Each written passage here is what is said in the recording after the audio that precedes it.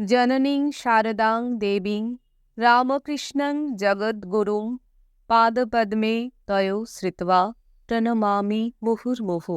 ঠাকুর মা স্বামীজির চরণে আভূমিলুণ্ঠিত প্রণাম জানিয়ে আজ আমি ভগিনী সুনন্দা দেবীর লেখা থেকে কিছুটা অংশ আপনাদের সামনে তুলে ধরছি।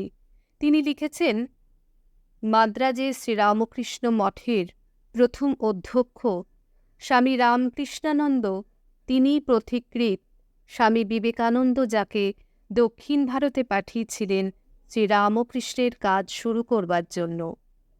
সেই স্বামী রামকৃষ্ণানন্দ 1911 খ্রিস্টাব্দের 1 ফেব্রুয়ারি ডক্টর পি বেঙ্কটরঙ্গমকে, আমার পিতৃদেবকে, একটি চিঠি লিখে জানালেন যে জগজ্জননী সারদা দেবী ব্যাঙ্গালোরে আসতে সম্মত হয়েছেন এবং তাঁর সঙ্গে আরও 10 জনের সেখানে থাকবার সব ব্যবস্থা যেন করা হয়।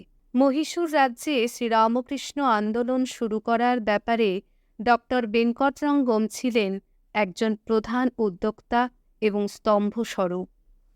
শ্রী শ্রী মা এলেন 1911 খ্রিস্টাব্দের মার্চ মাসে। বাসভবনগুড়ির শ্রীরামকৃষ্ণ আশ্রমের ঠাকুরঘরে তাঁর থাকবার ব্যবস্থা হলো। মনে আছে, শ্রীমা ব্যাঙ্গালোরে এসেছিলেন কোনো এক শুক্রবার এবং ব্যাঙ্গালোর ছেড়ে গিয়েছিলেন কোনো এক সোমবারে। তাঁর উপস্থিতিতে বহু লোকের ভিড় হতো। তাঁরা সকলেই তাঁর আশীর্বাদ লাভ করতেন। ডক্টর পি বেঙ্কটরঙ্গম তাঁর স্ত্রীকে একদিন আশ্রমে পাঠালেন, সঙ্গে একটা চিঠি দিয়ে আশ্রমের স্বামীজিকে অনুরোধ করলেন তাঁর স্ত্রীকে যেন শ্রীমার দর্শন লাভের সুযোগ করে দেওয়া হয়। আমিও আমার মায়ের সঙ্গে ছিলাম। আমার পরিষ্কার মনে আছে শ্রীমা এবং আমার মায়ের মধ্যে কী কথাবার্তা হয়েছিল। আমার মা বাংলা জানতেন না, শ্রীমাও তামিল জানতেন না। তবুও দুজনেই বহুক্ষণ ধরে কথাবার্তা বলে গেলেন। মাঝে মাঝে হাসি কৌতুকও করছিলেন।